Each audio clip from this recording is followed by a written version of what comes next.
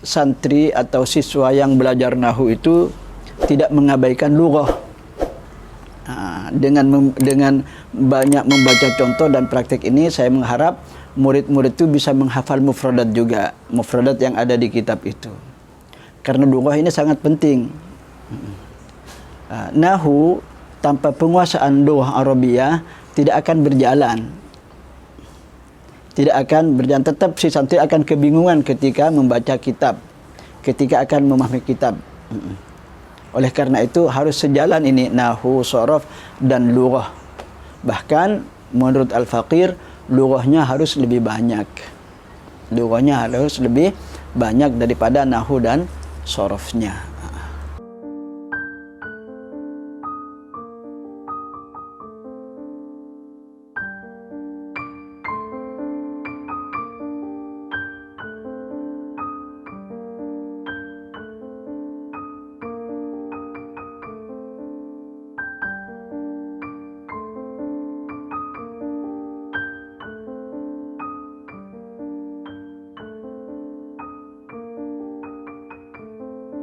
Bismillah, wassalatu wassalamu ala sayyidina Rasulillah wa ala alihi wa sahbihi wa man walah, wa la hawla wa la quwwata illa billah.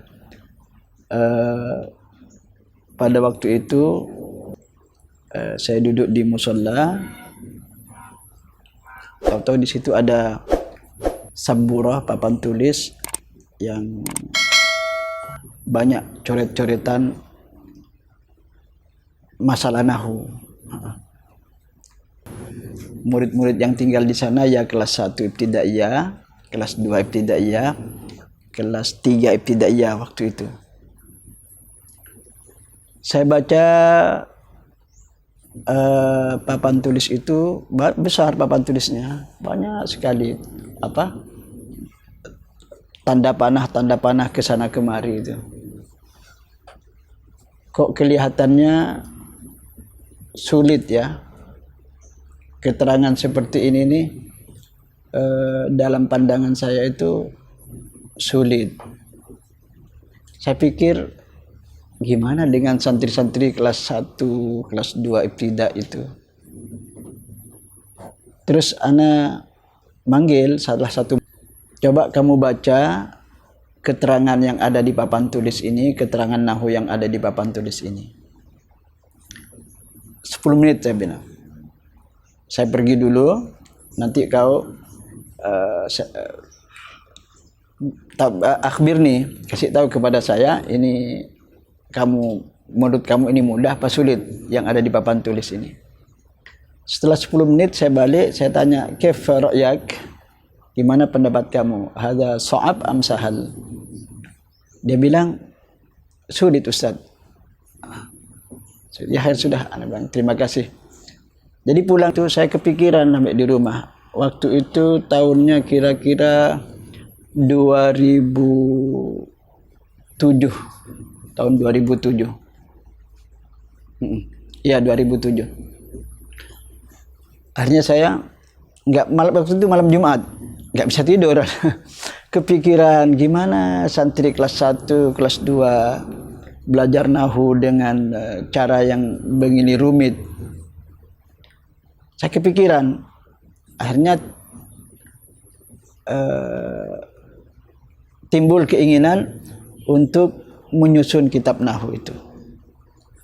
Saya menyusun. Saya mulai rancangannya itu. Jadi waktu itu malam Jumat selama 1 minggu sampai ke malam Jumat berikutnya itu ana ndak bisa tidur malam, nulis terus habis isya sampai subuh tuh nulis gitu, nggak bisa tidur. Saya di kamar uzlah sendirian selama 7 malam sampai selesai menyusun kerangkanya Nahwul Muyassar. Tapi belum ada nama Nahwul Muyassarnya, belum. Terus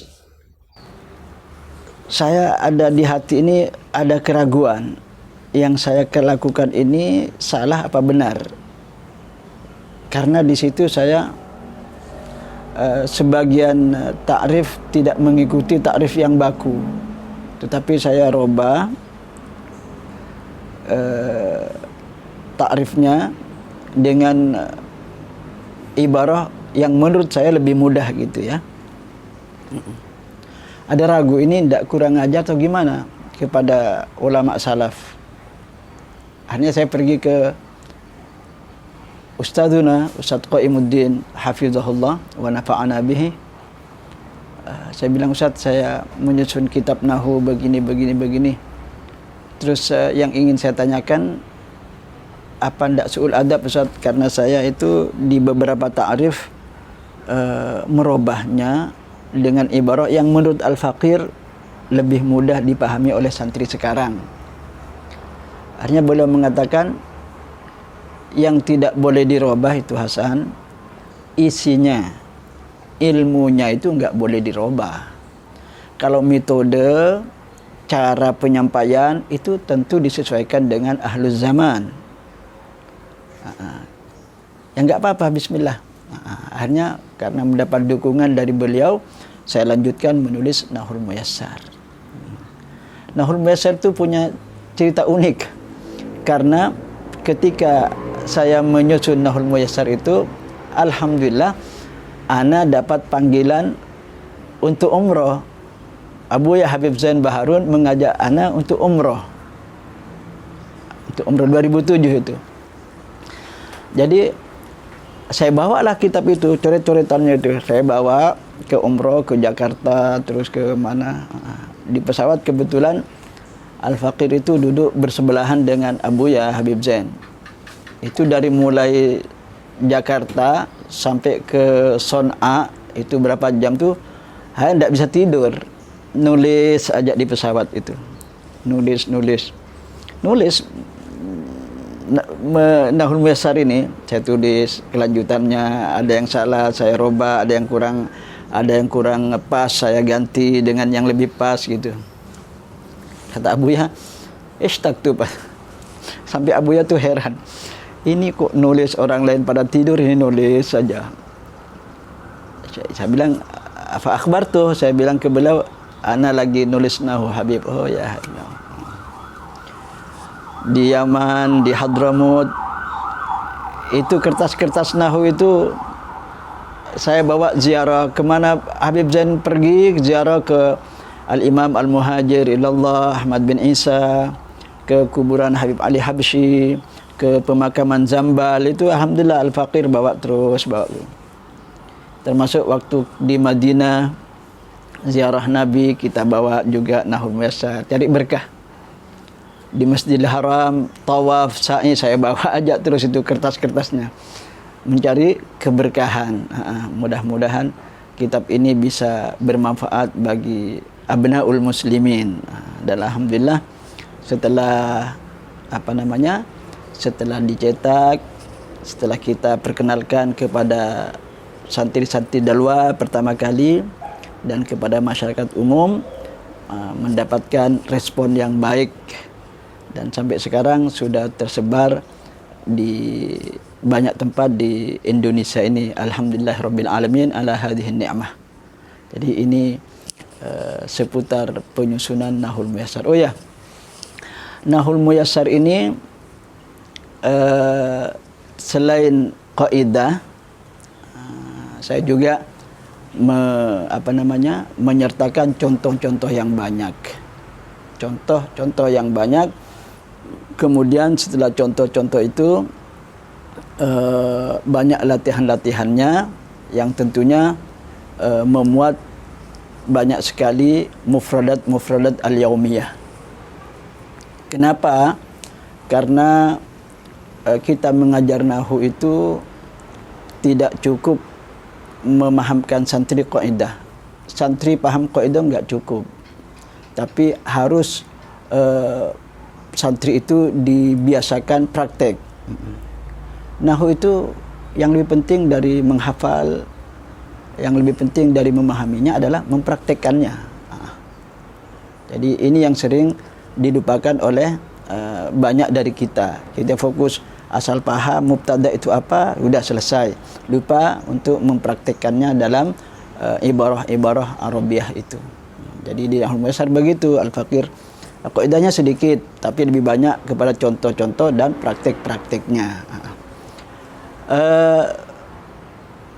Tujuan lain daripada contoh dan praktek-praktek latihan-latihan itu adalah saya itu ingin santri atau siswa yang belajar nahwu itu tidak mengabaikan lughah.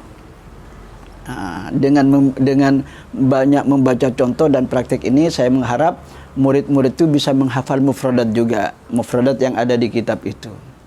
Karena lughah ini sangat penting. Nahwu tanpa penguasaan lughah Arabiyah tidak akan berjalan. Tidak akan berjalan, tetap si santri akan kebingungan ketika membaca kitab, ketika akan memahami kitab. Oleh karena itu harus sejalan ini nahwu, sorof dan lughah. Bahkan menurut Al-Faqir, lughahnya harus lebih banyak. Lughahnya harus lebih banyak daripada nahwu dan sorofnya. Jadi demikian sekilas tentang Nahwul Muyassar.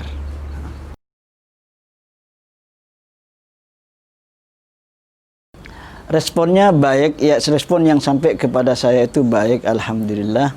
Dan mereka mengatakan, Ustadz, dengan membaca Nahwul Muyassar itu murid-murid saya bisa paham kaidah sekaligus menambah pengetahuan tentang lughah Arabiyah. Jadi perkembangannya seimbang, nahwu dan Arabiyahnya berkembang bersama-sama sehingga lebih mudah untuk nantinya ke depannya praktek baca kitab kuning. Karena kitab kuning itu kan bahasa Arab.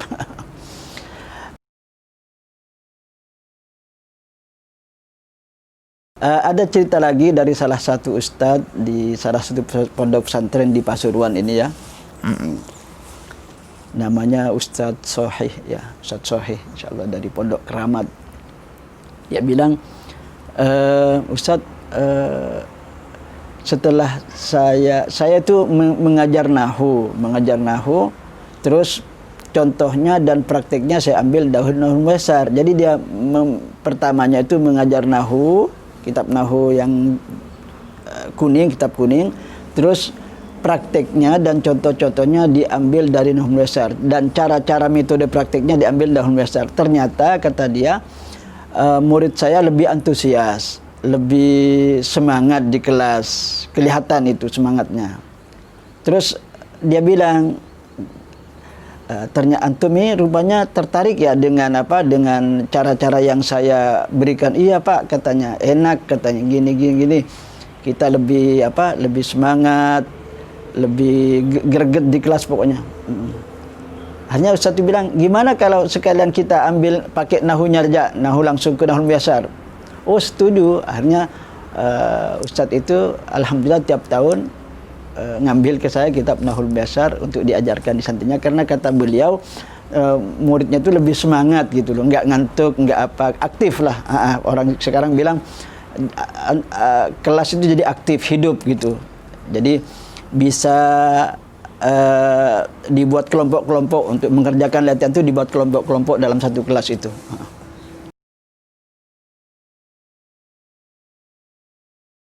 Ada ya juga. Saya pernah ke salah satu pondok ya di sana di Lamongan ya, Lamongan. Ada santri Dalwa. Sekarang dia menjadi mudirnya, melanjutkan abahnya karena abahnya sudah meninggal dunia, rahimahullah. Dia begitu bilang, dia sangat susah itu memahami nahwu selama mondok itu susah sekali.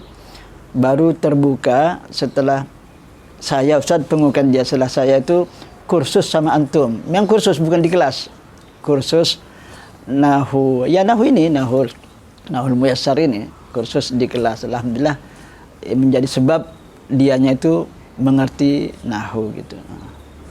Jadi memang saya tuh hobinya mengajar anak-anak yang sebelumnya nggak paham gitu.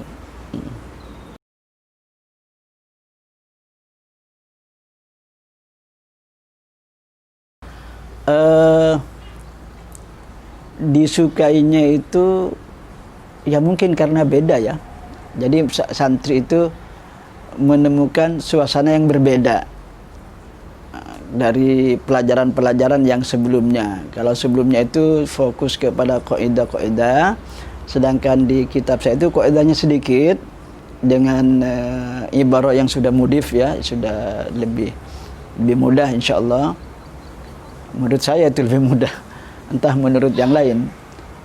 Yang jelas mendapatkan suasana beda dengan adanya banyak contoh, karena contoh itu membantu. Kadang-kadang santri ketika membaca kaidah enggak begitu paham, tapi dengan contoh-contoh itu mereka kemudian paham. Dan dengan latihan-latihan itu juga membuat suasana beda lah.